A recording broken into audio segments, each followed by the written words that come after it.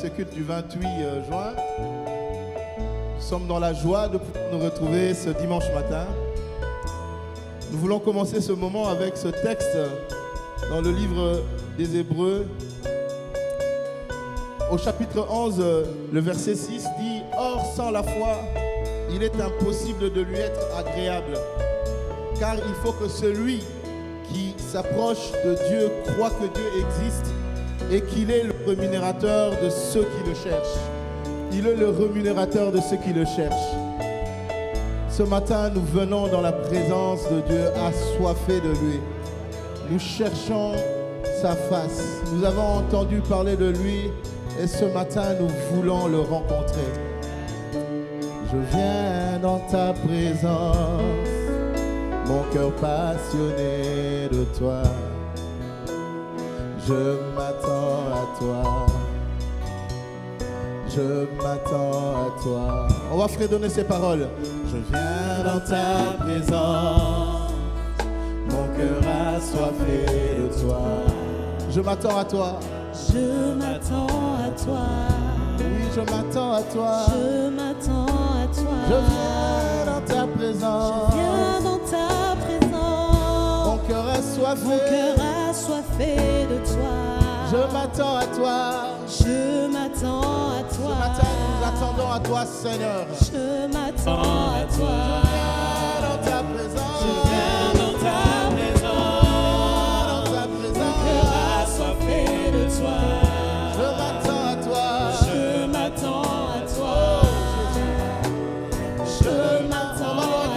Je viens dans ta présence. Je viens dans ta présence. Mon cœur assoiffé de toi. Je m'attends à toi. Je m'attends à toi. Je m'attends à toi. Je m'attends à toi. Seigneur, je viens dans ta présence. Je viens dans ta présence. Mon cœur assoiffé de toi. Je m'attends à toi. Je m'attends à toi. Je viens dans ta présence. Mon cœur assoiffé de toi. Je m'attends à toi. Je m'attends à toi. Oh, j'ai besoin de toi, Père, de toi, Père, tant besoin de toi. Dis-le-lui, j'ai besoin. J'ai tant besoin de toi, Père, de toi seul. J'ai besoin de toi.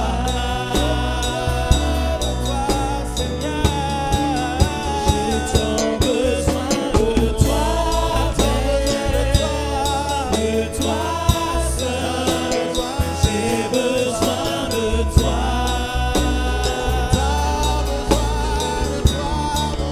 J'ai tant besoin de toi, Père, de toi seul. J'ai besoin de toi. J'ai besoin de toi. J'ai tant besoin de toi, Père, Tant besoin de toi seul. Alléluia. J'ai besoin de toi. Alléluia. Seigneur, ce matin, c'est le cœur. Alléluia. Plein d'espérance que nous venons dans ta présence. C'est le cœur assoiffé que nous entrons dans ta maison. C'est, Seigneur, le cœur, ô Éternel, plein d'attente que nous venons devant toi. Alléluia. Que valent ce moment si tu n'es pas là? Que valent ce moment si tu n'es pas présent? Seigneur, que serions-nous si tu n'étais pas là? Nous avons besoin de toi, nous soupirons après toi. Ce culte, c'est pour toi, Seigneur. Oh, nos vies sont à toi, Seigneur. Ce matin, c'est le cœur plein d'espérance, Seigneur, et plein d'attente. Alléluia, nous nous attendons à toi. Nous nous attendons à toi. Alléluia. Nous voulons te bénir, te rendre gloire ce matin. Reçois de nous la gloire, la louange. Reçois de nous l'honneur. Et que l'édification soit pour nous ce matin.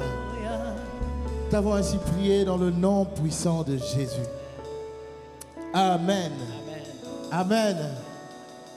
Voilà, nous allons aller plus loin avec ce cantique qui dit « Tu es fort et puissant ».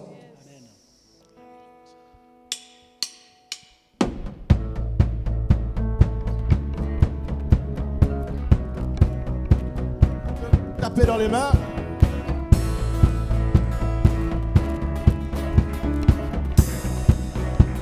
On y va. Oh, oh, oh, oh, oh, oh, oh, oh,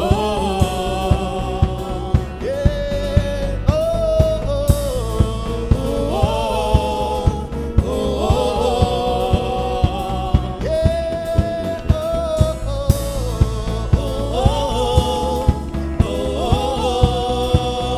Dernière fois, le sourire.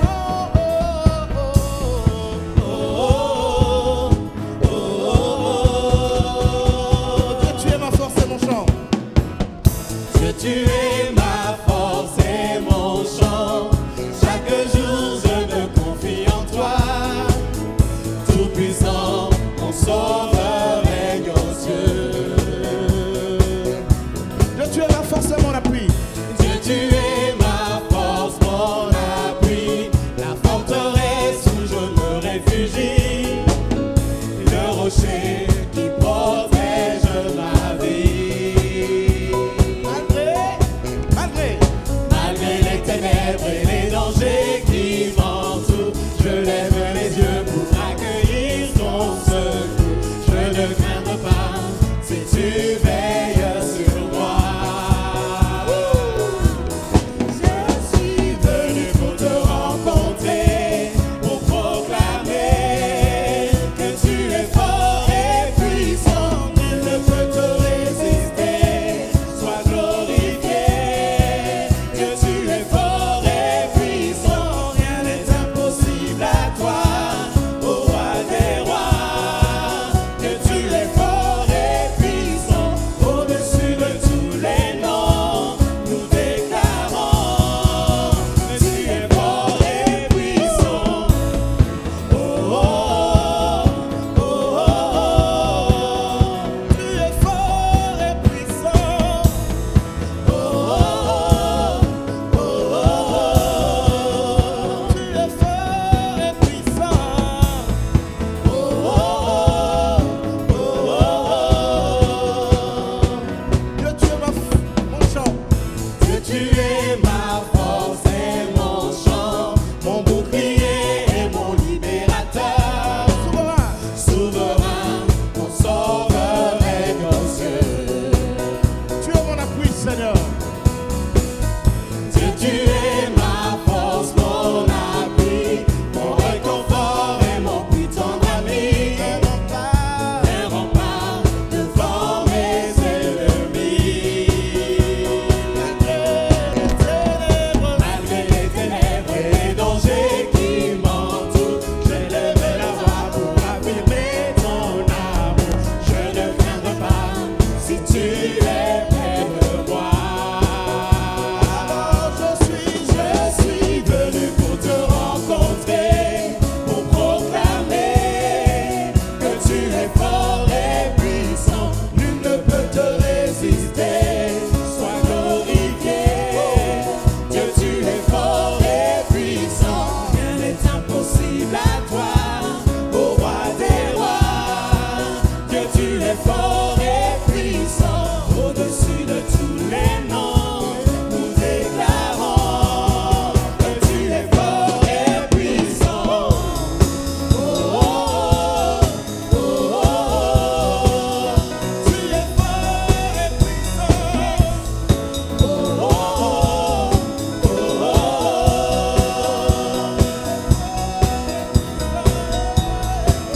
Oh, oh, oh, oh.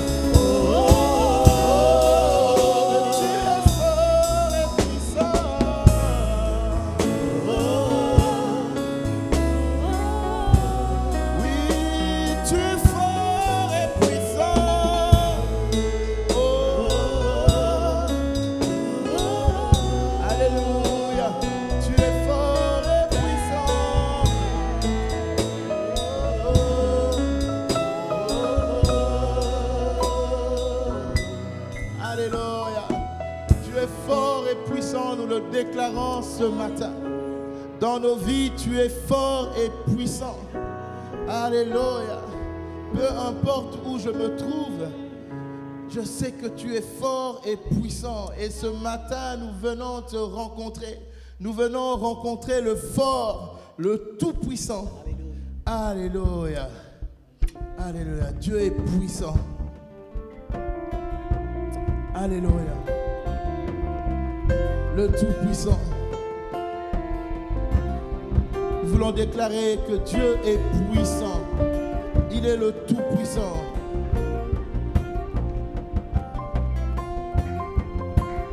Alléluia.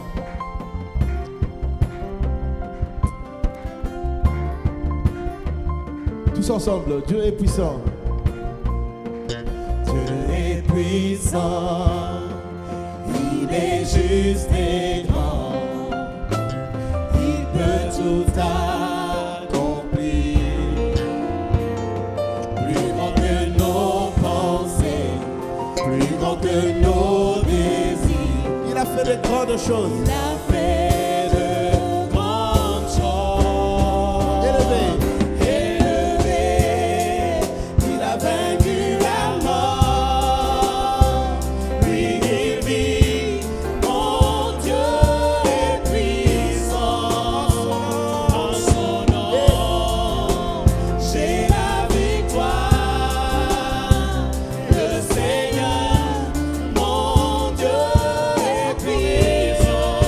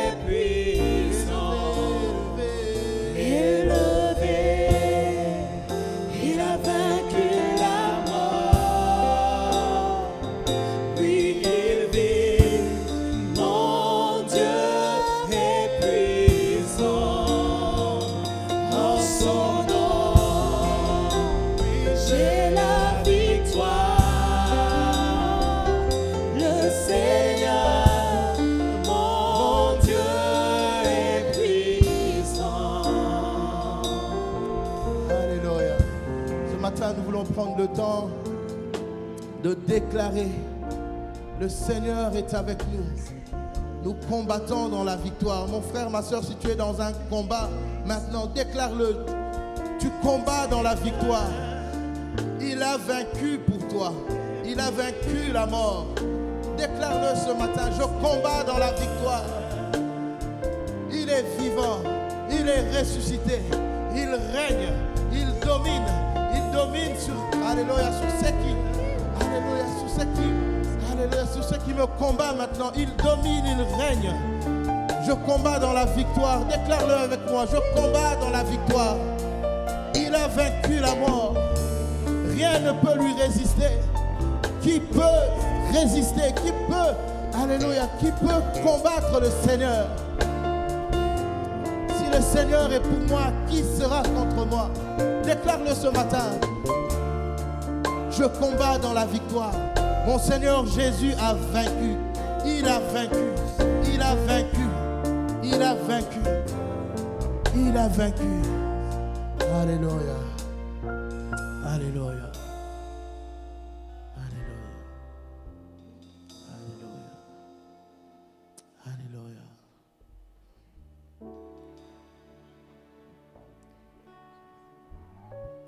Alléluia. Alléluia.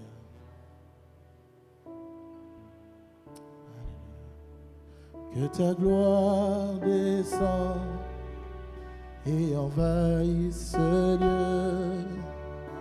Ta voix résonne pour ma liberté. Que les cieux s'ouvrent et que vienne ta pluie, ô Jésus. Nous voulons ton règne. Nous disons que ta gloire descende. Que ta gloire descende et envahisse ce lieu. Que ta voix résonne pour la liberté. Que les cieux s'ouvrent et que vienne ta pluie, ô Jésus. Nous voulons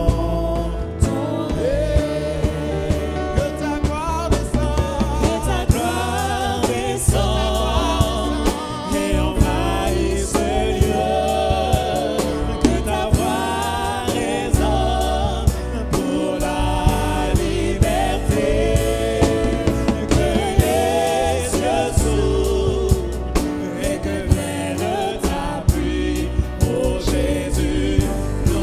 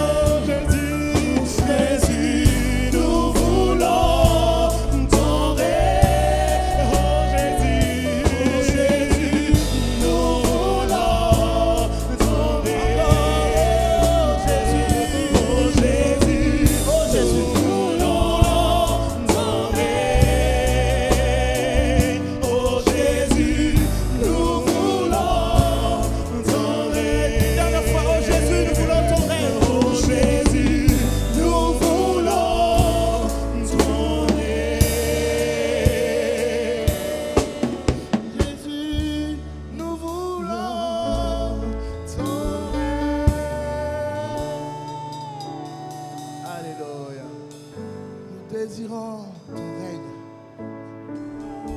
Alléluia. Venons nous soumettre à qui tu es, Seigneur de seigneurs, Roi des rois.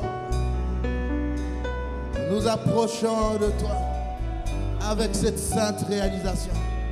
Tu existes et tu es le rémunérateur de ceux qui te cherchent. Nous nous soumettons à qui tu es, à ton règne. Viens régner, viens régner, viens régner. Nous voulons ton règne. Comme un murmure. Oh Jésus, nous voulons ton règne. Oh Jésus, nous voulons ton règne.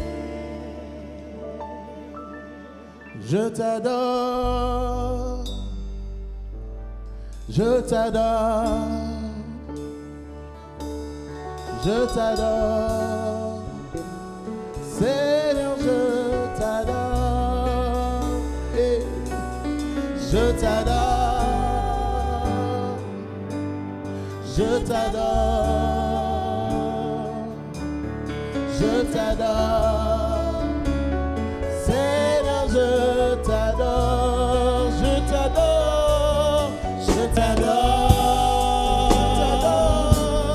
je t'adore.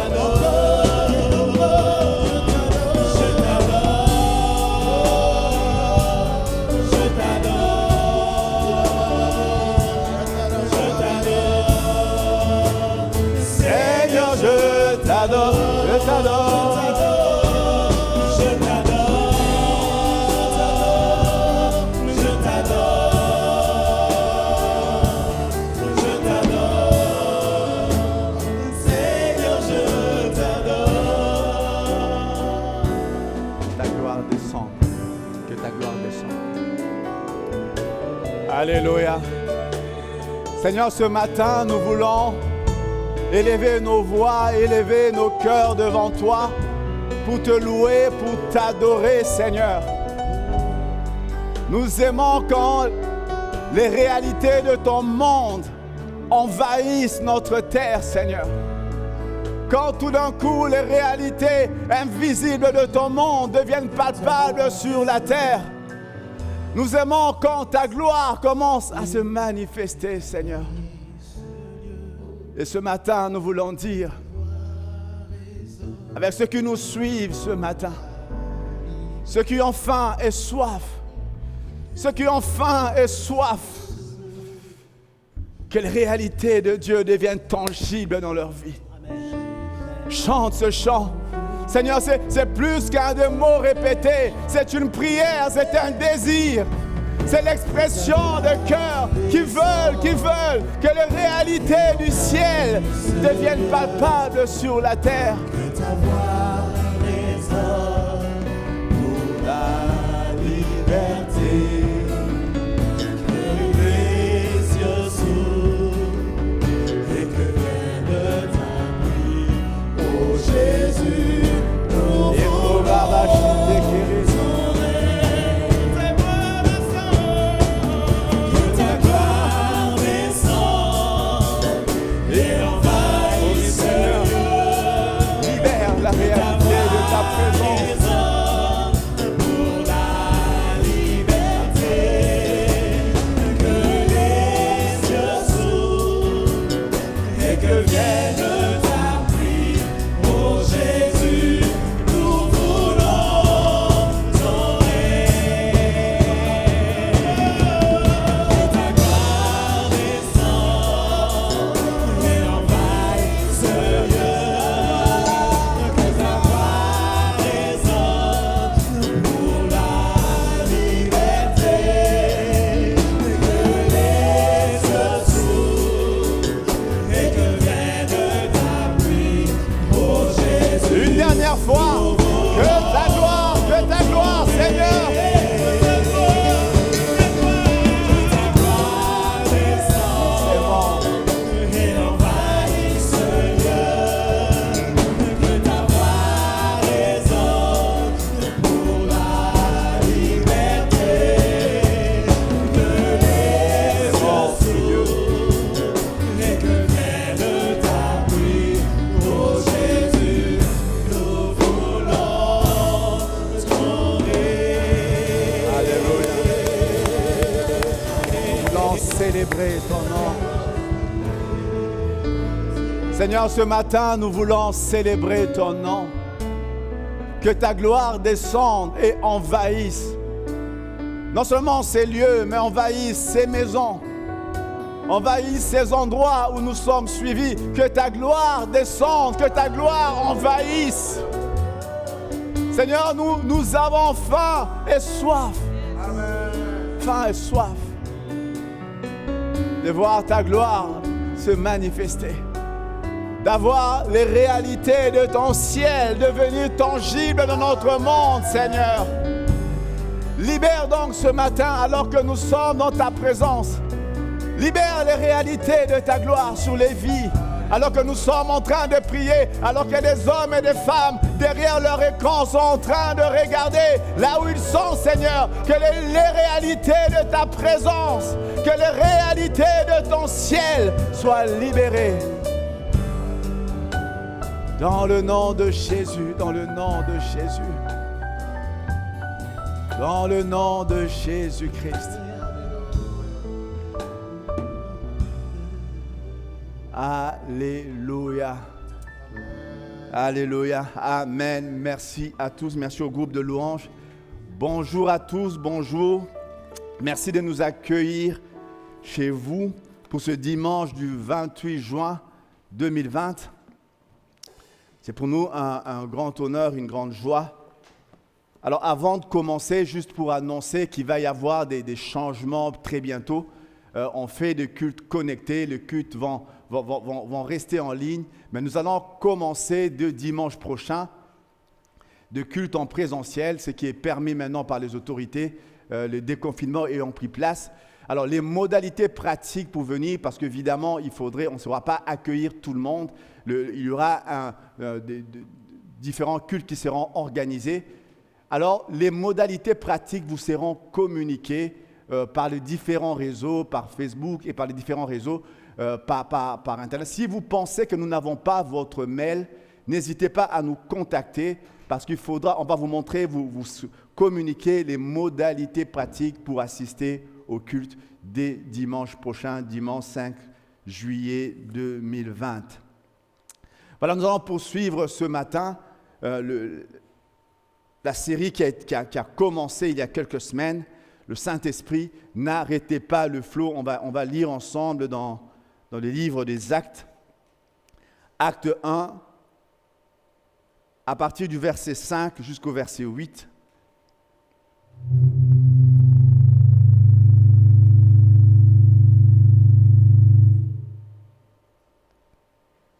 Acte 1, du verset 5 au verset 8.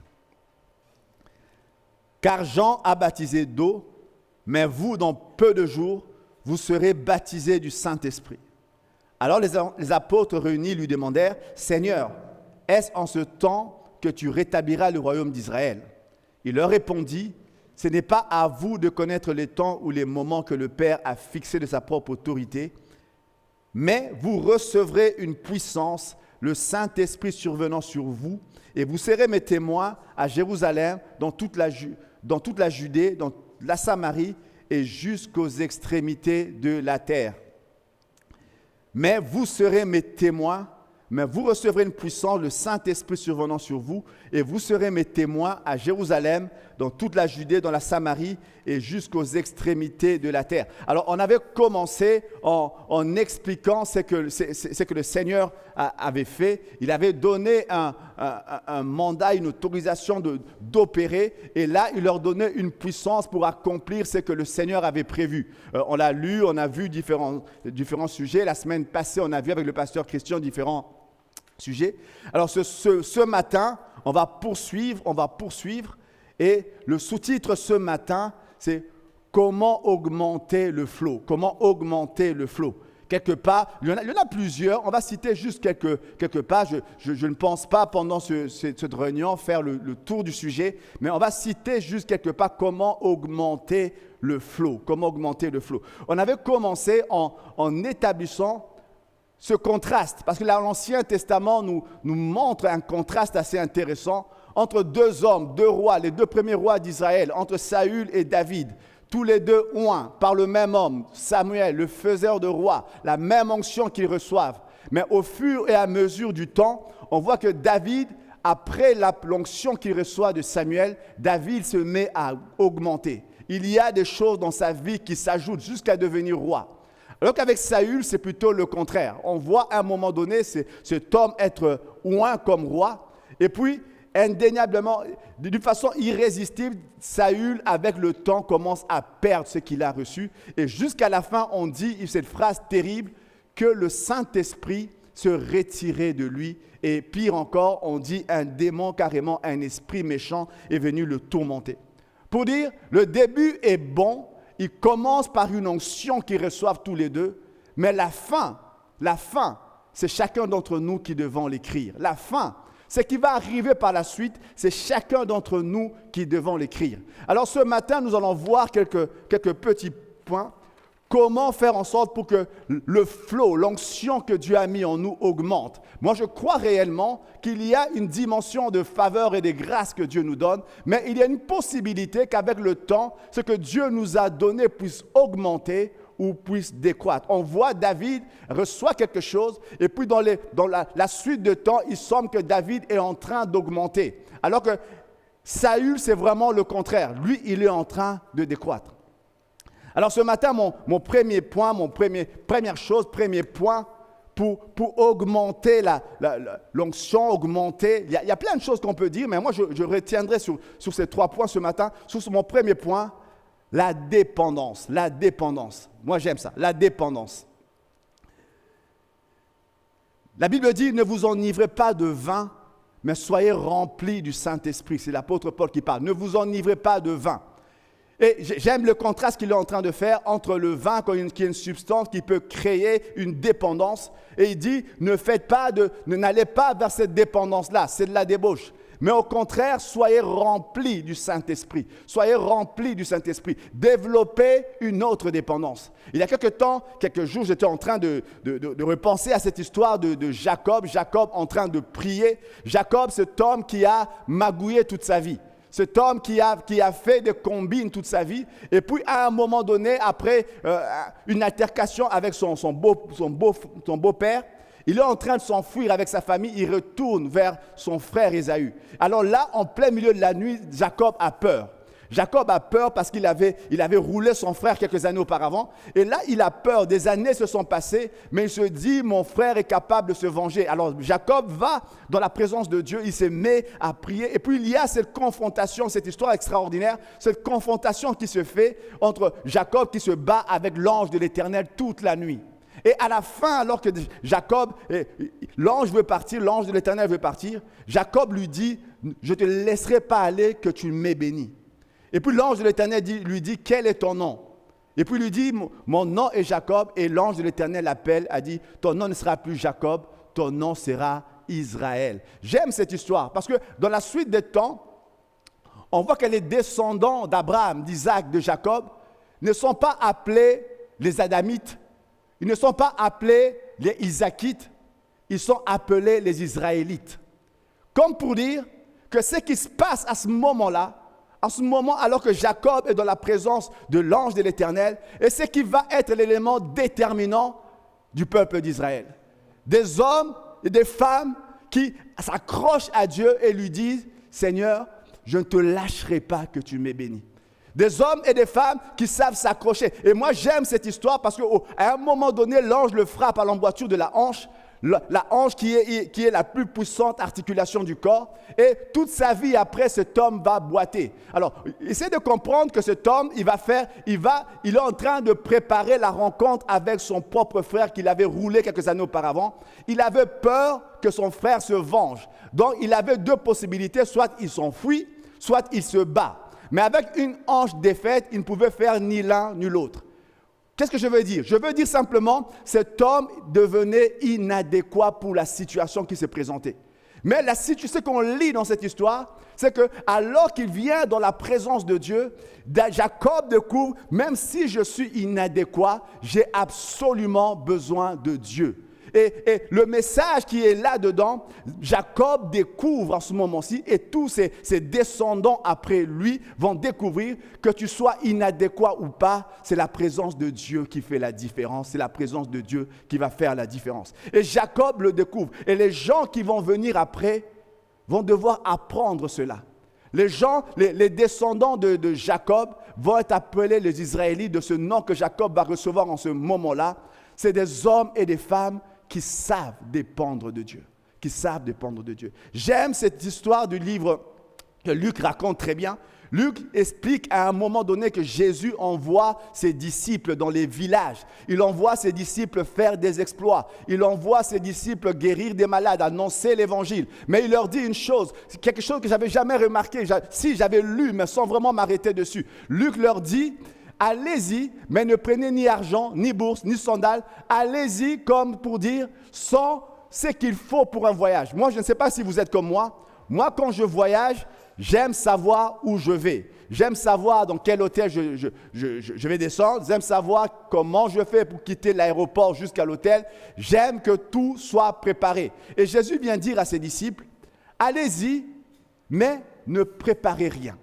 Allez-y avec un message, allez-y avec l'Esprit de Dieu qui marche avec vous, mais ne préparez rien. Alors, je dis tout de suite, il va y avoir un moment quand Jésus va partir au ciel, il va leur dire, je vous avais dit de ne rien prendre avec vous, mais cette fois-ci, je vous dis, prenez tout ce qu'il faut. Et il y avait un contexte à cela. Mais dans cette histoire de Luc, quand Jésus envoie les 70, il y a une chose qu'il veut absolument que ses disciples apprennent. La dépendance au Saint-Esprit. En train de partir, en train d'aller dans des villages qu'ils ne connaissaient peut-être pas, sans préparation, sans avoir de quoi subvenir à leurs besoins, sans avoir de sandales à changer, dire simplement la leçon qu'ils devaient, que Jésus croyait, que Jésus pensait qui était indispensable pour eux, c'était de savoir apprendre à dépendre totalement du Saint-Esprit.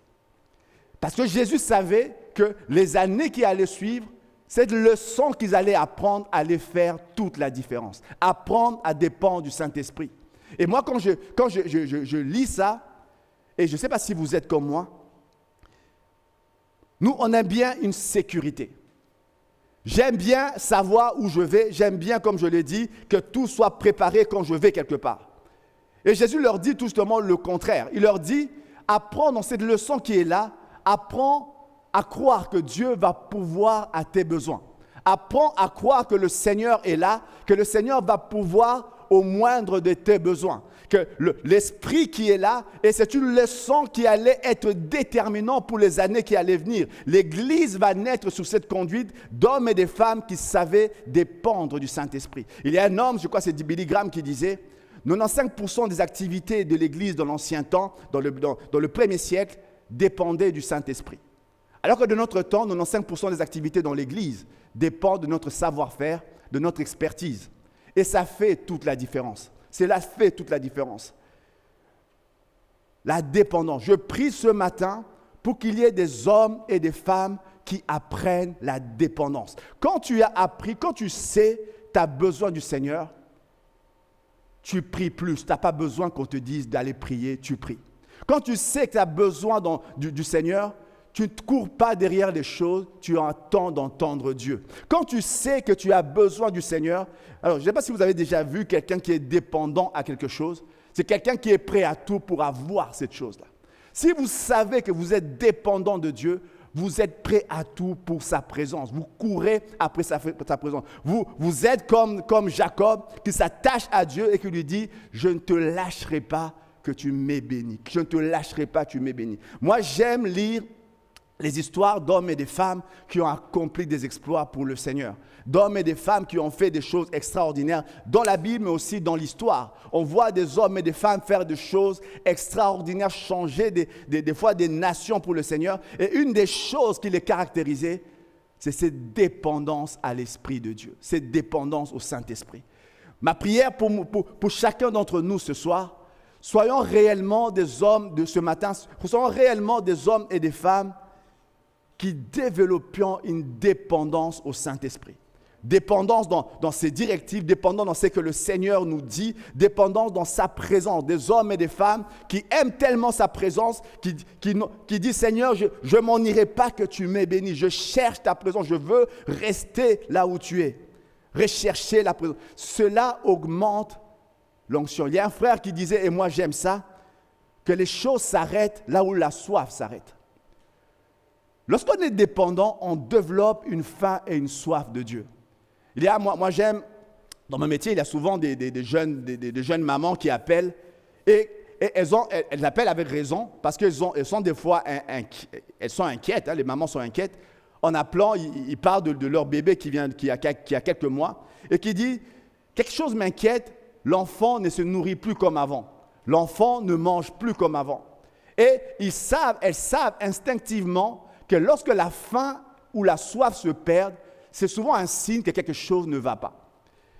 Et spirituellement, c'est exactement la même chose. Lorsque un homme ou une femme perd la faim et la soif de Dieu, la faim et la soif de sa présence, la faim et la soif des choses de Dieu, c'est un signe immanquable que quelque chose ne va pas.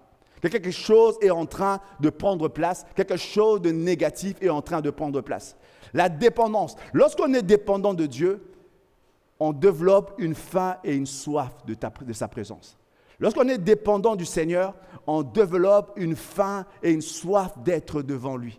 Lorsqu'on est dépendant du Seigneur, on se lève la nuit pour chercher sa présence parce qu'on se rend compte que face aux défis face auxquels on se tient, on est comme Jacob en plein milieu de la nuit, on le cherche jusqu'à ce qu'il se trouve. Moi, j'aime cette expression de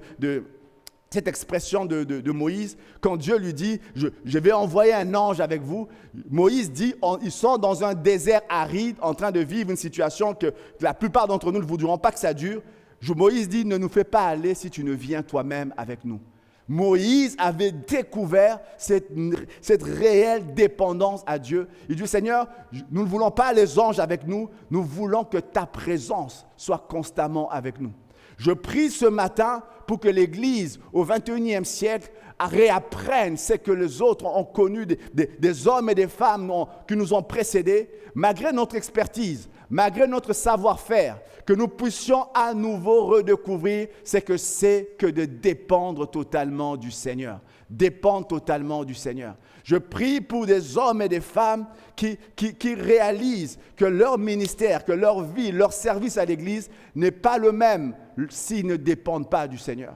Nous pouvons tous, avec les années, développer une certaine expertise. Nous avons, moi je dirais, j'ai prêché des tas de messages. Je suis capable de venir et de prêcher un message sur plein de sujets parce que j'ai déjà prêché ces messages-là.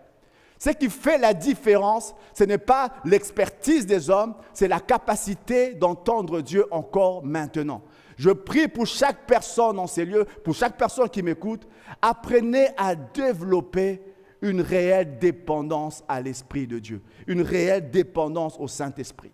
Quand tu te lèves le matin, il y a plein de choses que tu peux faire, il y a plein de choses. Et je ne sais pas si vous êtes comme moi quand je me réveille le matin et que je n'ai pas prié, il semble que quelque chose en moi ne va pas. Il va y avoir une journée que je sais qui va être compliquée parce que je sais que sans sa présence, il va y avoir un problème. Sans ce moment dans la présence de Dieu, je vais me sentir comme amoindri. Je prie pour que chacun d'entre nous, chacun d'entre vous, nous puissions développer cette dépendance au Saint-Esprit. Cette dépendance au Saint-Esprit.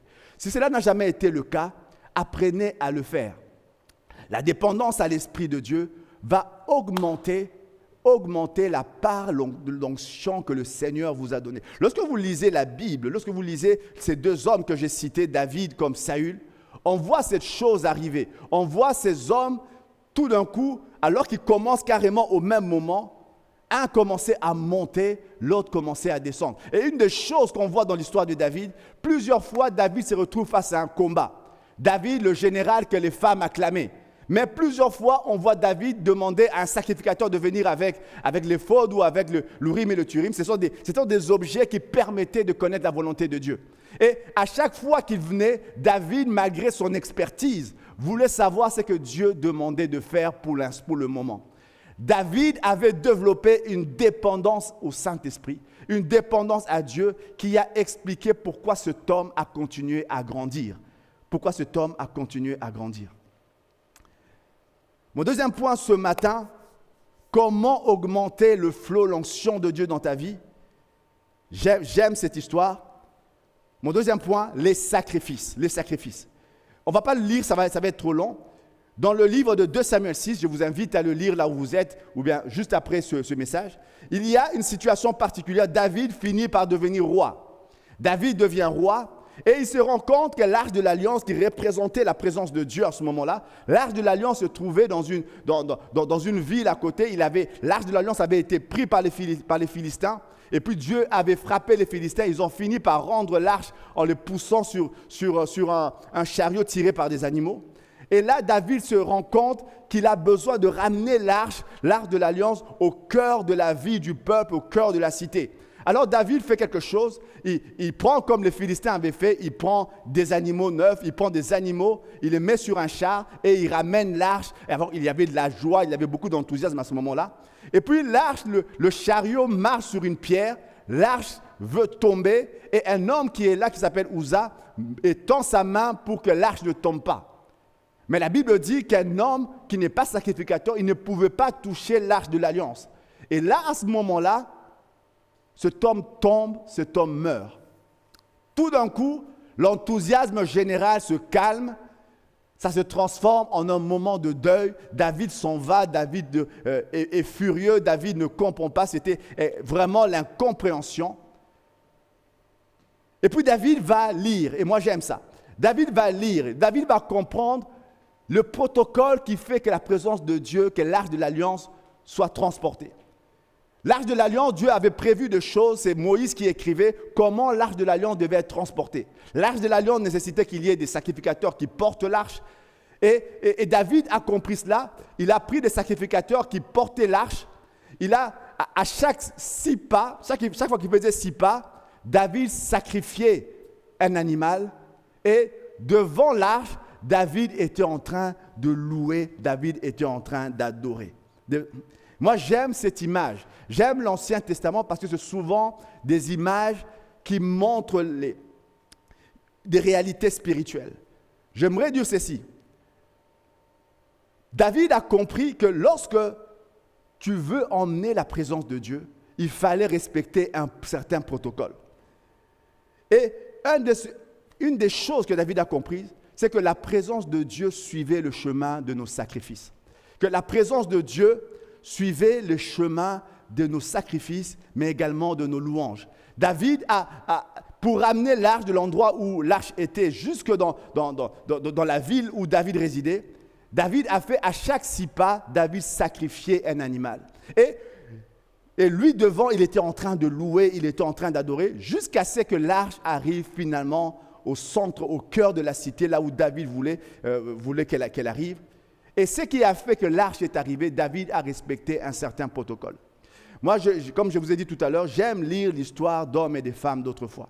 J'aime lire l'histoire des réveils qui ont eu lieu dans des tas d'endroits différents, des hommes et des femmes qui ont accompli des choses extraordinaires pour Dieu. Et il semble, et des fois, quand vous lisez attentivement, il y a comme un moment, comme un feu qui s'allume, et des tas de gens viennent de 4 coins du monde parfois, et sont touchés, repartent avec ce feu qu'ils ont reçu. Et quand vous lisez l'histoire de ces réveils, il semble qu'il y a, au fur et à mesure du temps, comme quelque chose qui est en train de s'éteindre. Tous les réveils ont eu la même histoire. Quelque chose de grand prend place, et puis au fur et à mesure du temps, des choses qui s'éteignent. Moi, comme dans le livre de Lévitique, moi je pense que le feu initial, c'est Dieu qui l'allume toujours, mais c'est à nous de maintenir le feu. C'est à nous de le maintenir. Comme dans le livre de Lévitique, Dieu disait à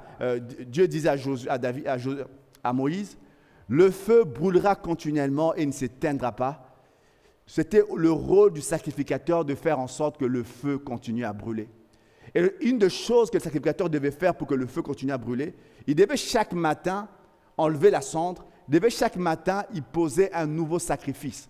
Et alors que le sacrifice était en train, je ne sais pas si vous avez déjà fait des barbecues chez vous, vous mettez une viande grasse, vous laissez la viande sur un feu en train de couler, et quand la graisse se met à couler, la graisse souvent ravive le feu qui est en dessous. Et ce que le sacrificateur devait faire, c'était enlever la cendre et remettre un sacrifice. Ce matin, j'aimerais juste insister sur le fait que pour augmenter l'onction dans ta vie, tu dois apprendre à paver le chemin de la présence de Dieu par tes sacrifices de louange, tes sacrifices de prière, tes sacrifices de jeûne, tes sacrifices d'adoration. La présence de Dieu suit le chemin pavé par tes sacrifices. Si tu veux, et comme David avait compris, il disait, il y a l'enthousiasme, c'est bien, mais l'enthousiasme a fini par tuer quelqu'un. Il y a la joie et l'allégresse, c'est bien, mais il a lu et il a compris que ce qui fait que la présence de Dieu vienne, ce qui fait que le feu soit rallumé, c'est de suivre le protocole que Dieu a établi. Je prie ce matin pour que chacun d'entre nous, nous puissions apprendre à marcher avec cette vie de sacrifice. Tu veux que l'onction de Dieu augmente dans ta vie, apprends à jeûner. Apprends à prier de manière sacrificielle. On peut prier avant de dormir en bâillant ou on peut prier de façon sacrificielle. Apprends à te donner. Apprends à te donner. Et un des plus grands sacrifices qu'on peut faire et une des choses qui accroît de façon exponentielle l'onction de Dieu dans la vie de quelqu'un, apprends à te donner. Apprends à te donner toi-même. Apprends à te donner toi-même. Il y a bien longtemps, quand je vous ai parlé de David et de Saül, j'ai toujours été un peu interpellé par ces 2 hommes, parce que les 2 ont péché à un moment donné. On voit David commettre un péché moral immense, il prend la femme d'un autre, et puis pour se couvrir, il finit par tuer le mari.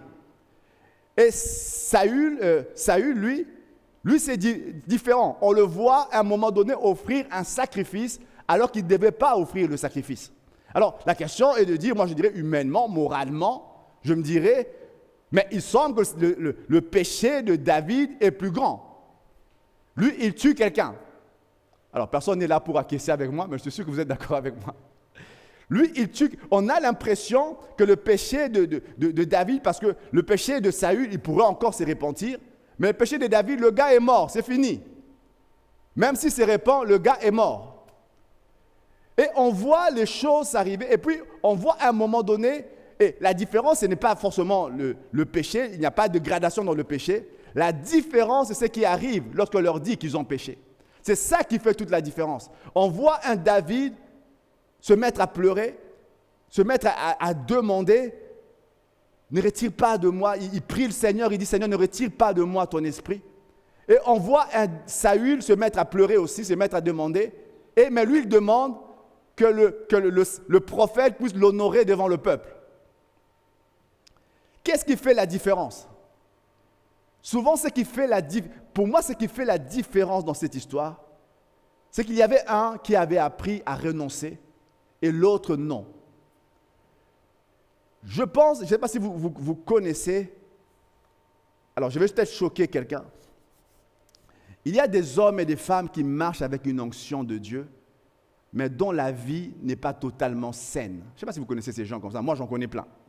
Moi, j'en connais plein de gens qui n'ont pas, au niveau moral, qui n'ont pas une vie, je dirais, sainte. C'est un mystère pour moi. C'est un mystère. Il y a des tas de choses qu'on comprendra seulement dans le ciel. Mais lorsqu'il manifeste, lorsqu'il prie pour quelqu'un, tout ça, il manifeste une authentique onction du Seigneur. Il y a un jour, on parlera de ça pour essayer de comprendre qu'est-ce qui se passe à ce moment-là. Une des choses qui fait que, pour dire, le péché peut faire en sorte que malgré ça, tu continues à marcher avec une certaine dimension de la présence de Dieu. Ce n'est pas un encouragement à pécher, mais c'est une réalité que vous découvrez dans la Bible, que vous découvrez même dans vos propres vies. Mais, une des choses qui va faire que la faveur, la grâce, la puissance, l'onction de Dieu s'arrête, c'est le fait de ne pas mourir en soi-même. Ça, c'est quelque chose d'important. Il y a des gens, je vais préciser ma pensée avant de vous trouver davantage. Il y a des gens qui, d'un point de vue moral, comme David à ce moment-là, David, d'un point de vue moral, avait fauté. David s'est repenti. Il est revenu au Seigneur. Mais une des choses, alors que Saül a fait la même chose, mais une des choses qui va faire la différence, c'est l'état de leur cœur. David demande que le Seigneur garde ta présence. Il ne se soucie pas de son trône, il ne se soucie pas que son trône soit pris. David, lui, ce qu'il veut, c'est que la présence de Dieu reste là. Saül, lui, c'est différent. Il s'en fout un peu de tout ça, de tous ces tralala. Saül, c'est un homme qui, lui, veut garder le pouvoir. Il dit à un moment donné, « Viens, honore-moi devant le peuple. Honore-moi devant le peuple. » Qu'est-ce que je veux dire?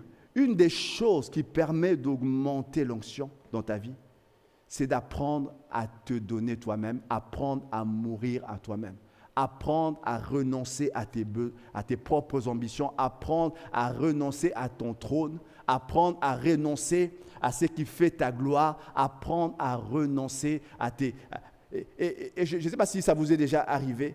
Moi, il m'est arrivé souvent de prier, je prie pour l'Église, je demande certaines choses au Seigneur pour l'Église, et le Seigneur me demande pourquoi tu veux ces choses. Je ne sais pas si ça vous est déjà arrivé, peut-être que vous ne priez même pas pour l'Église, mais je vous conseille de le faire. Si tu es en train de prier et le Seigneur te pose la question, pourquoi tu veux ces choses? Même dans quelque chose, entre guillemets, de spirituel, ça peut cacher la recherche d'une vaine gloire. Et une des choses qui va amplifier l'action de Dieu dans ta vie, c'est d'apprendre à mourir en toi-même, apprendre à te livrer toi-même. Et une des choses pour moi qui fait la différence entre Saül et David, c'est cette capacité où David renonçait à certaines choses, alors que Saül, lui, il tenait vraiment à la royauté. Je prie ce matin, pour que chacun d'entre nous puissions comprendre que la présence de Dieu va suivre le chemin de nos sacrifices. Et l'un des plus grands sacrifices qu'on puisse faire, c'est d'apprendre à se donner. Apprendre à se donner. Dans tout ce que nous faisons, dans tout ce que nous pouvons faire pour le Seigneur, il y a toujours possibilité qu'il y ait une gloire qui soit tirée. Et si c'est la gloire que tu cherches, il va y avoir une part de grâce que tu vas perdre. Par contre, si tu sais, même si les gens viennent, il va y avoir des gens qui vont t'applaudir, des gens qui vont dire « Waouh, excellent quand tu fais telle chose ». Mais toi, tu sais que tu dépends de Dieu. Toi, tu sais que tout cela, c'est Dieu qui te l'a donné. Je prie ce matin pour des hommes et des femmes qui savent mourir en eux-mêmes. Ça c'est un message qui est peu populaire. Mais ces derniers temps, le Seigneur m'en parle encore de façon très évidente, de façon très accentuée. Apprendre à renoncer à soi-même. Apprendre à renoncer à soi-même. Apprendre à dire simplement, Seigneur, tout ce que j'ai, c'est pour toi. Ma vie, c'est pour toi. L'Église, c'est pour toi. Mon ministère, c'est pour toi. Et il y a quelque temps, il y a cette pensée que le Seigneur me mettait à cœur. Qu'est-ce qui arriverait si tout d'un coup, tu ne prêchais plus, tu ne faisais plus. Et on l'a quasi connu ces derniers temps avec l'Église. Apprendre à dire simplement, ma vie restera utile même si je ne fais pas toutes ces choses.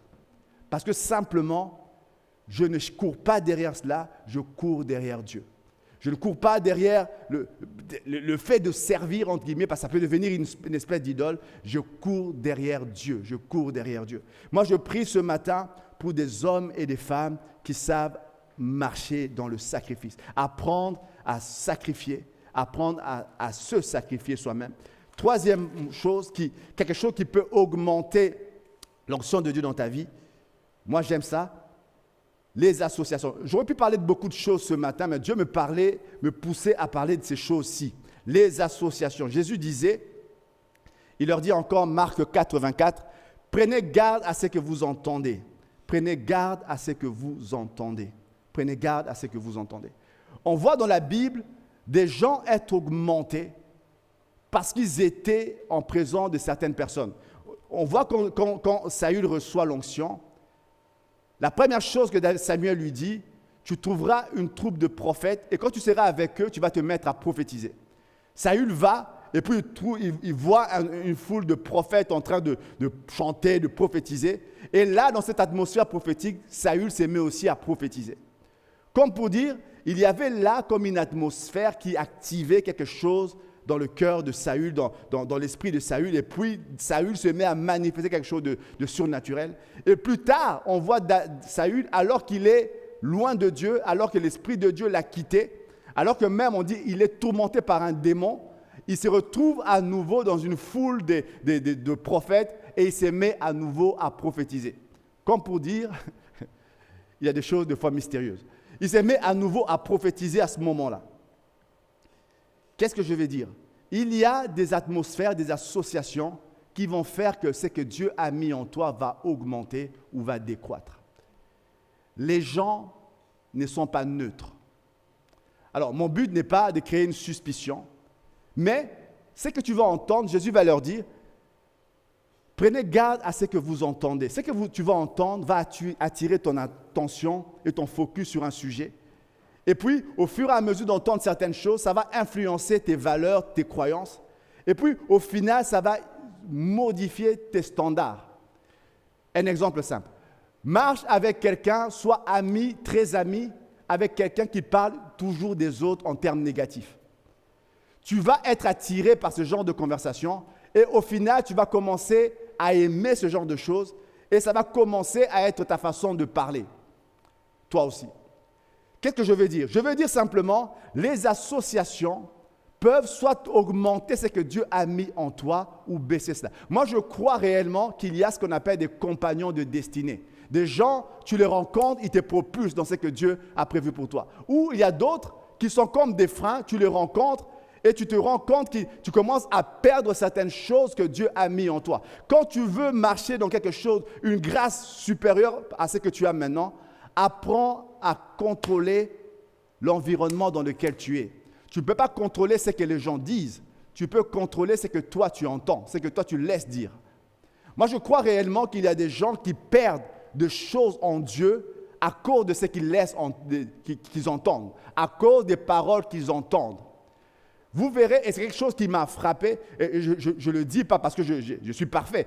Il y a des choses qui m'ont frappé. Moi, je fréquente des hommes de Dieu, et une des choses que moi j'aime, et c'est pour moi un des signes que cet homme connaît Dieu, certaines personnes, certains hommes de Dieu que je connais, ils détestent qu'on parle de quelqu'un qui n'est pas présent. Ils n'aiment pas ça. Je peux vous en citer certains, je ne vais pas parler d'eux personnellement.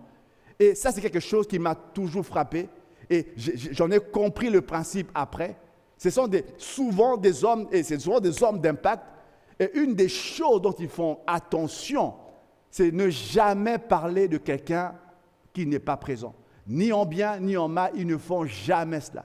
En bien, quelquefois, ils le font, mais jamais ne parler en mal de quelqu'un qui n'est pas présent. Parce que lorsque tu le fais, ces choses-là vont devenir le standard dans ta vie. Ça va devenir le standard et ça va, spirituellement, ça va conditionner ce que tu seras capable d'écouter de la part de Dieu ou pas. Moi, je prie ce matin pour que nous puissions comprendre cela. Il va y avoir des associations qui vont augmenter. Élie et Élisée. On voit Élisée être augmenté parce qu'il a connu un homme qui s'appelle Élie. On voit les vaillants hommes de David, des hommes qui étaient des hommes, on dira, des vagabonds, des hommes qui avaient plein de problèmes. Certains avaient plein de dettes, ils ont fui, ils ont couru chez David par intérêt. Mais on voit qu'au contact de David, ces hommes deviennent finalement des grands généraux de David. Et on voit plusieurs d'entre eux faire des exploits, tuer des géants, tout ça. Waouh! Moi, quand je lis ça, je me dis waouh! Ces hommes sont devenus ce qu'ils sont devenus parce qu'ils ont fréquenté un homme qui était comme David. Tu veux apprendre à tuer des géants, fréquente un homme qui a tué des géants. Tu veux apprendre à faire des exploits, fréquente un homme qui fait des exploits. Tu veux apprendre dans un domaine de ta vie, tu penses qu'il y a une grâce que Dieu a donnée dans ta vie, fréquente un homme qui marche dans cette grâce-là de façon plus importante que toi peut-être, de façon qui a de l'expérience à te donner là-dedans, et tu vas voir que quelque chose dans ta vie va être augmenté. Je prie ce matin que nous puissions comprendre cela. Il y a des associations qui vont faire que quelque chose va augmenter. L'apôtre Paul, à un moment donné, il parle à Timothée, il leur dit de ne pas négliger le don qu'il a reçu par imposition. Et l'apôtre Paul, à un autre moment, il dit « J'aimerais venir vers vous afin de vous communiquer quelques dons spirituels, quelques dons. Je vais vous communiquer quelques dons. » Moi, j'aime ces expressions parce qu'il semble qu'au travers des hommes, il est possible que quelque chose dans votre vie soit augmenté. Moi, je peux le dire dans ma propre vie, il y a eu des moments, je ne vous pousse pas à courir derrière les hommes, mais je crois que c'est une vérité biblique. Il y a eu des moments dans ma vie où la rencontre avec une certaine personne m'a communiqué quelque chose de dimension que je n'avais pas.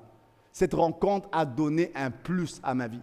La Bible est remplie d'exemples de ce style-là où quelqu'un communique quelque chose d'autre à une autre personne. David, les hommes vaillants de David sont devenus des tueurs des géants parce qu'ils ont fréquenté un certain David qui a tué Goliath. Quand vous lisez la Bible, vous voyez, on parle d'entre eux, c'est des noms des fois difficiles à prononcer, qui accomplissent des exploits, qui font des choses extraordinaires, qui tuent des géants, qui tuent des lions. Et la seule chose qu'on leur connaît, c'est qu'ils étaient des hommes qui marchaient avec David.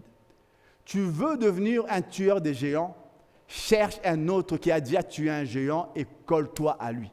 Tu veux devenir quelqu'un qui va marcher dans une certaine dimension de Dieu, regarde avec qui tu t'associes.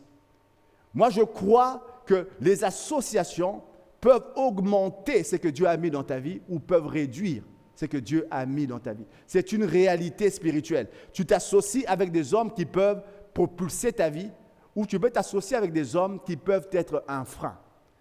Moi, ça m'est déjà arrivé d'être avec des gens.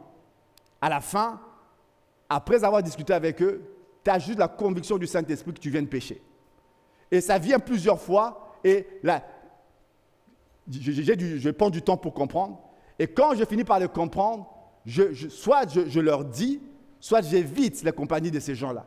Parce que tu passes un moment avec eux, tu sais que quelque chose est en train de partir, tu sens juste après leur départ que tu as besoin de te repentir. Il y a d'autres personnes, tu passes un moment avec eux, après qu'ils soient partis, ou même en leur présence, tu as juste envie de commencer à louer Dieu. Tu as juste l'impression d'avoir augmenté, d'avoir appris quelque chose de plus de la part de Dieu. Tu as juste l'impression que ton oreille a entendu des choses de la part de Dieu. Je prie que non seulement nous soyons ces genres de personnes-là, mais que nous puissions être de ceux qui savent s'associer à des hommes, à des femmes qui augmentent, qui ajoutent quelque chose à nos vies. Il y a des choses que tu vas apprendre par ta propre relation avec Dieu. Il y a des choses que tu apprendras parce que tu te colles à quelqu'un à qui Dieu a appris ça avant. Moi, je crois réellement, et je le crois de tout mon cœur, qu'il y a des choses en Dieu. Dieu attend que tu t'associes à d'autres personnes pour que Dieu te les communique. Quand vous lisez dans la Bible, dans le livre de Genèse, on voit Dieu, on voit Adam et Ève, et jamais on ne lit Dieu dire à Ève de ne pas manger de l'arbre de la connaissance du bien et du mal. Mais Dieu l'avait dit à Adam, et Adam l'a communiqué à Ève. Et parce que c'était comme ça, Dieu a considéré que Ève était au courant de cela. Qu'est-ce que je veux dire? Je veux dire simplement, il y a des choses en Dieu, Dieu va te le dire personnellement, mais Dieu peut désirer, Dieu peut vouloir que tu apprennes cela par le contact de quelqu'un d'autre. C'est pourquoi je pense qu'à l'Église, nous sommes interdépendants. C'est pourquoi j'aime le fait qu'on se communique par téléphone, tout ce qu'on fait actuellement, par Zoom, par WhatsApp, tout ce qu'on veut. Mais j'aime de croiser les gens si la situation sanitaire nous le permet. Parce que je pense que c'est vraiment quelque chose de plus dans la vie de chacun d'entre nous, d'être en contact. Par mail, c'est bien, par téléphone, c'est bien, mais même physiquement, si c'est possible, en contact avec des hommes, avec des femmes de Dieu. Parce que je pense que c'est en association avec des hommes et des femmes de Dieu que nous augmentons dans notre appel, nous augmentons dans notre ministère. Je prie ce matin pour que vous soyez entourés par des hommes et des femmes qui vous propulsent dans votre destinée. Vous soyez entourés par des Samuel que vous ne connaissez peut-être pas, qui débarquent dans votre vie et qui vous dit quelque chose qui va conditionner, qui va propulser votre vie jusqu'à ce que vous deveniez ce que Dieu a prévu que vous soyez. Je prie que vous croisiez des hommes et des femmes qui puissent vous emmener dans une dimension que vous n'avez jamais atteinte de vous-même. Dieu peut le faire de lui-même, c'est vrai. Il peut choisir de passer par un homme et par une femme. Je prie que vous soyez entourés par ce genre de personnes. Et si vous n'êtes pas entouré, si vous êtes entouré par des gens et vous avez l'impression que le contact avec eux vous abaisse, soit vous leur dites d'arrêter de faire ce que vous avez l'impression qui vous éloigne de la présence de Dieu, soit je vous conseillerais d'éviter cette présence-là, d'éviter cette présence. Évidemment, nous sommes tous, pour ceux qui travaillent en tout cas, nous sommes entourés par des personnes qui ne connaissent pas Dieu. Je ne parle pas de ces gens-là qu'on croise parce qu'on doit travailler avec, je ne parle pas de ça. Je parle des gens intimes avec qui on se confie et avec qui on passe du temps et qui, inlassablement, lorsque vous êtes dans leur présence, vous avez l'impression qu'il y a quelque chose en Dieu qui se perd. Moi, je prie que nous puissions avoir des associations qui nous propulsent dans notre destinée. Moi, dans ma propre vie, j'ai eu dans des périodes de ma vie des hommes et des femmes qui m'ont conduit dans des dimensions que je ne connaissais pas. Parce que simplement, je les ai croisés et je crois réellement de tout mon cœur que le Seigneur les a mis intentionnellement sur ma route. Intentionnellement sur ma route. Intentionnellement sur ma route. Tu veux devenir un tueur des géants? Fréquente un tueur des géants. Tu veux devenir un faiseur de miracles? Fréquente quelqu'un qui le fait. Tu veux devenir quelqu'un qui marche dans la sainteté? Fréquente des gens qui marchent dans la sainteté. Tu veux devenir quelqu'un qui connaît des dimensions surnaturelles de Dieu? Fréquente les gens qui connaissent ces dimensions-là, qui soupirent après cela. Tu as un don prophétique, tu fréquente des gens qui manifestent le même. Fréquente les gens qui connaissent certaines dimensions de Dieu. Fréquente-les. Et tu vas voir qu'à la fin, tu vas augmenter. Moi, je me souviens, il y a un moment, une des premières fois où je commençais à marcher dans le prophétique, j'ai croisé un frère qui, lui, il marchait terriblement dans le prophétique. C'était extraordinaire. Et j'ai passé du temps avec lui. Et juste en passant du temps, c'était la première fois de ma vie, je commençais à avoir des paroles prophétiques pour d'autres. Simplement, on ne m'a pas imposé les mains, j'ai passé du temps avec lui. Je passais du temps avec lui. Ce n'est pas mon appel, je ne suis pas prophète, lui il avait plus un appel de ce style-là, mais je passais du temps avec lui et ce n'était même pas intentionnel. Je venais juste passer du temps, je le voyais comment il opérait et il y a comme quelque chose qui se passait alors que j'étais avec lui. Et après, j'étais surpris de voir ces choses se manifester en moi parce que simplement, tu passais du temps avec lui. Colle-toi à quelqu'un qui peut te propulser dans ce que Dieu a pour toi. Colle-toi donc. Alors, ce matin, on aurait pu parler de plein de choses qui vont faire que l'onction de Dieu va augmenter dans ta vie. Mais Dieu me mettait à cœur de parler de ces 3 points-là, le sacrifice, les associations et la dépendance. Dépendance, association, sacrifice, dépendance, sacrifice, association. Dépendance, le sacrifice et l'association. J'appellerai simplement les musiciens à revenir.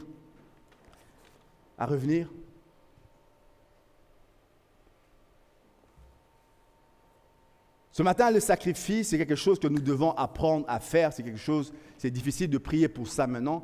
J'avais à cœur, moi, qu'on puisse prier sur cette notion de dépendance. Alors que nous allons venir dans la présence de Dieu, on avait commencé ce culte, je ne sais plus ce chant, le premier chant qu'on a chanté ce matin. Nous voulons venir dans sa présence et dire notre besoin de lui. Une des choses que l'Église doit comprendre en ce 21e siècle, elle sera soit dépendante de Dieu ou elle ne sera plus. Elle sera soit dépendante du Saint-Esprit ou l'Église va se transformer en autre chose. Je ne dis pas que les églises n'existeront plus. Il va y avoir comme une différence qui va être faite dans les années qui vont venir. Et cela ne va pas... Et le fait qu'il y ait un succès dans une église, ça ne sera pas forcément le signe que Dieu bénit. Le fait qu'il y ait beaucoup de monde dans un endroit ne sera pas forcément le signe que Dieu bénit. Il va y avoir des églises remplies, mais loin de la présence de Dieu. Il va y avoir d'autres églises remplies ou peut-être moins, mais où Dieu agit de façon tangible parce que simplement ils ont appris à être dépendants. Je prie, moi, ce matin, que la majeure partie des activités de cette assemblée puissent dépendre du Saint-Esprit. Dépendre du Saint-Esprit.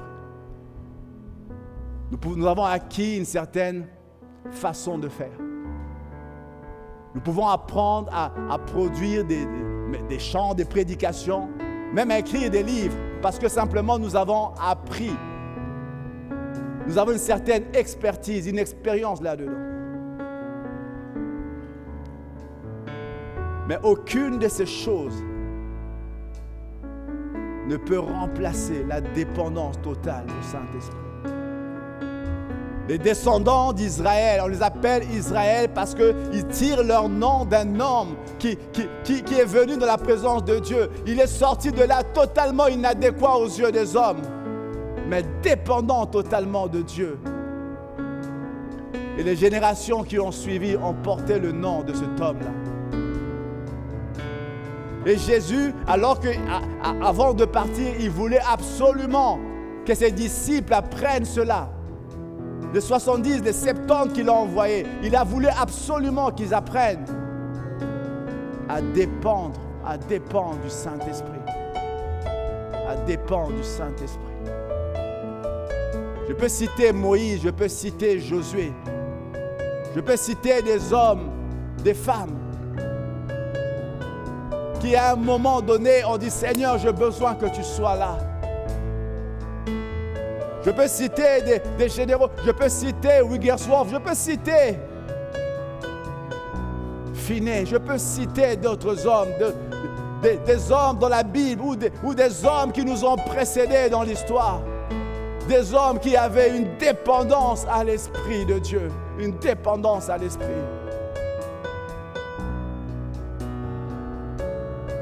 Ce matin, laisse le Seigneur susciter une soif en toi. Laisse le Seigneur faire monter une soif de sa présence.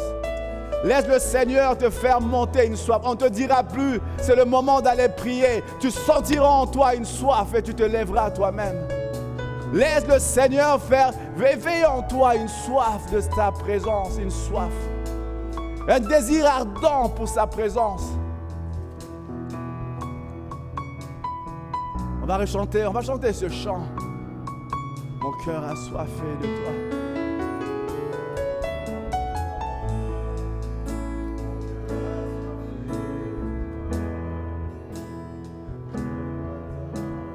Oh Seigneur.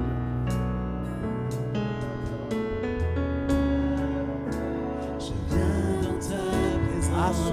Assoiffé. Mon cœur assoiffé de toi. Je m'attends à toi.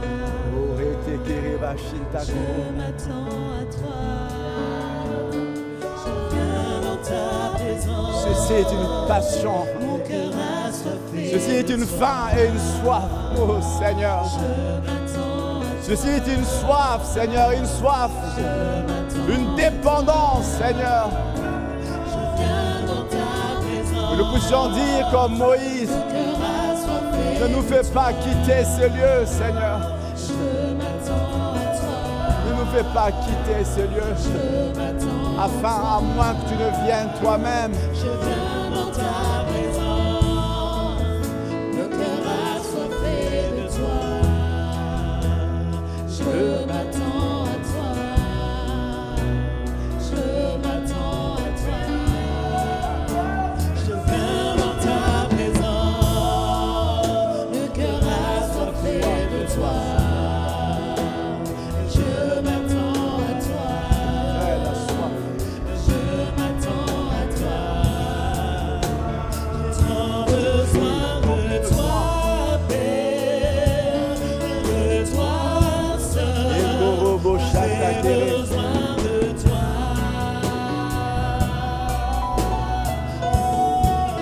J'ai tant besoin de toi, Père, de toi seul.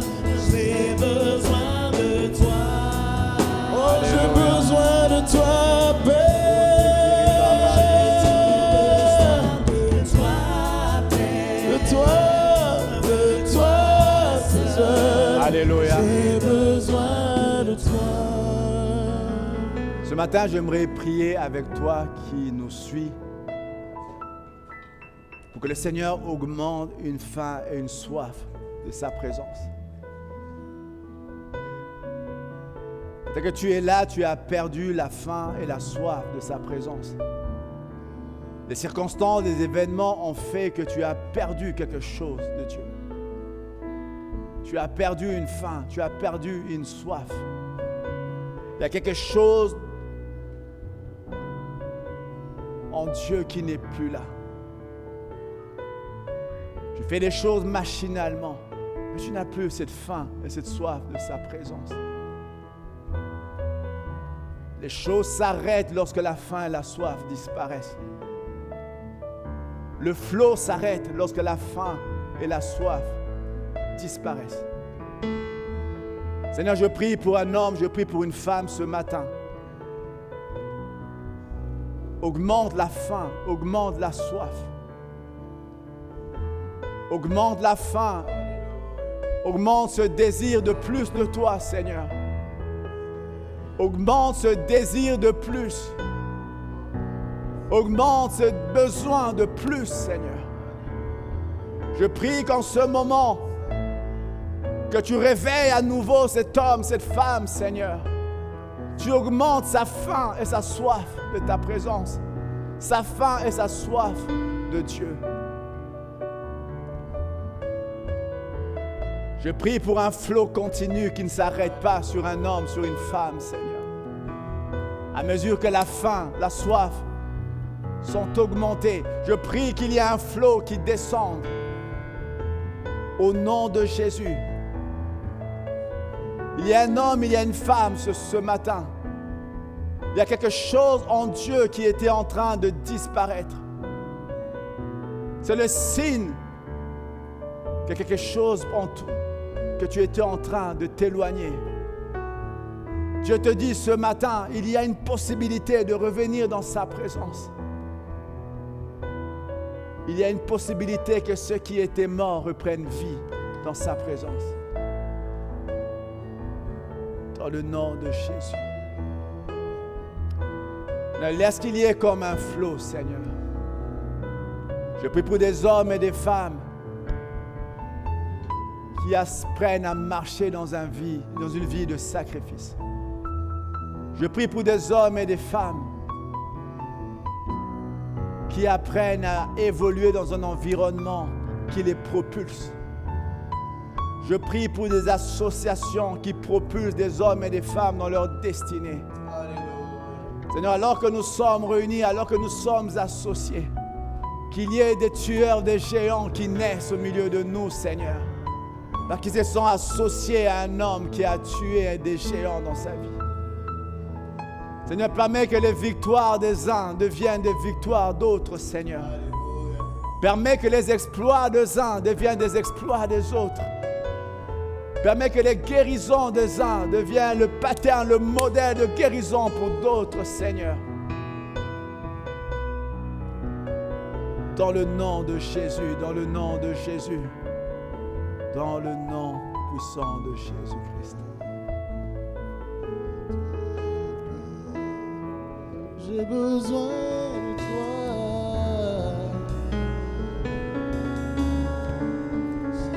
J'ai besoin de toi, Père, de toi seul. J'ai besoin de toi.